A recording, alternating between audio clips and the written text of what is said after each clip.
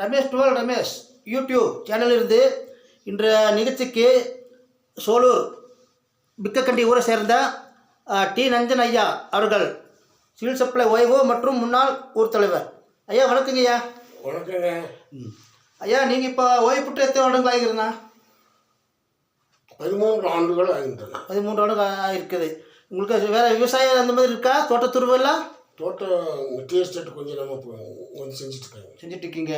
நீங்கள் பணியின் போது ஏதாவது ஒரு நல்ல பேர் வாங்குற மாதிரி ஏதாவது சேவ் பண்ணியிருக்கீங்களா?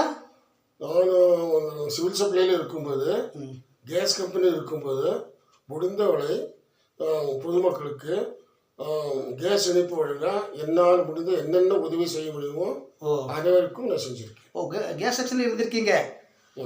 ஆமாம் இருக்கீங்க. உங்களுக்கு பொழுதுபோக்குன்னா இப்போ என்ன சொல்ல முடியும் உங்களால்? பொழுதுபோக்குங்களா? ஆமாம், பொழுதுபோக்கு அப்படியே தோட்ட வழியாக போகிறாங்க.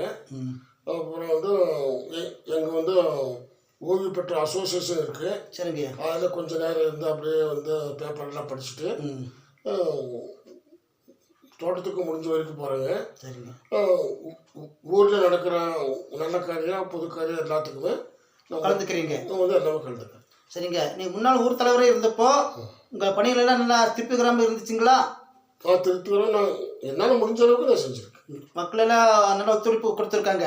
நல்ல ஒத்துழைப்பு. சரிங்க ஐயா. இப்போ நீங்கள் இப்போ வீட்டில் இருக்கீங்கன்னு வைங்க, விவசாயத்துக்காக முழு பாடுபடுறீங்களா இல்லை தோட்டத்துக்கு போயிட்டு வருவீங்களா? விவசாயத்துக்கு நம்ம பாடுபடுறீங்க. ரொம்ப இன்ட்ரெஸ்ட் இருக்கிறீங்க. இப்போ ஏதாவது போக பண்ணியிருக்கீங்களா? இப்போ கொஞ்சம் பூண்டு போட்டிருக்கீங்க. பீன்ஸ் கொஞ்சம் போட்டிருக்கீங்க. அது இல்லாமல் டீயும் நம்ம பார்த்துக்கிறது. வரத்தில் பரவாயில்லையா? பூண்டு வரத்து இதுக்கு மேலே எடுக்கணுங்க. எல்லாமே எடுத்துட்டு இருக்காங்க. நம்ம இன்னொரு 15 நாள் ஆகணும். கொஞ்சம் விலை கிடைக்குதுங்களா? விலை இப்போ பரவாயில்ல. இல்லை போன வாரம் விசாரிச்சப்போ 110 120 இந்த வாரம் கொஞ்சம் பரவாயில்லையா? இல்லை நார்மலாக ஒரு 200 கிலோ கிடைச்சா கூட போதும். அவ்வளோ கிடைச்சா போதும். இல்லை அவங்க காட்டுக்கு இந்த புரோக்கர்ஸ் இங்கே வாங்கிட்டு போவாங்களா இல்லை நீங்களே டைரெக்டாக கொடுப்பீங்களா? நம்ம டைரெக்டாக மேட்டுப்பாளையக்கு நம்ம எடுத்து கொடுத்துருங்க. இப்போ ரீசெண்டாக சரிங்கய்யா எல்லநல்லியில் எடப்பள்ளியில் கவர்மெண்ட் மூலியமாக சரிங்கய்யா தோட்டக்கலைத்துறை மூலியமாக ஒரு சந்தை மார்க்கெட்டிங் இது திறந்துருக்கு. சரிங்க. ஒவ்வொரு வெள்ளிக்கிழமையும் ஏலம் நடைபெறுது. அங்கே கமிஷன் இல்லாமல் எல்லாருக்கும் பூண்டு விற்று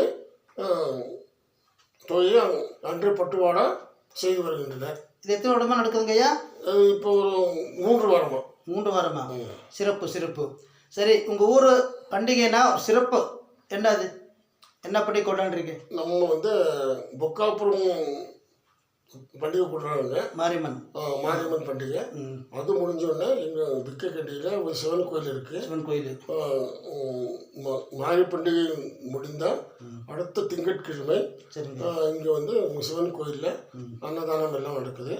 6 ஊர் சேர்ந்து பெரியவர்கள் எல்லோரும் அன்னதானத்தை எல்லாம் கோயில் விழாவினை சிறப்பாக நடத்தி வருகின்றனர். சரிங்க ஐயா.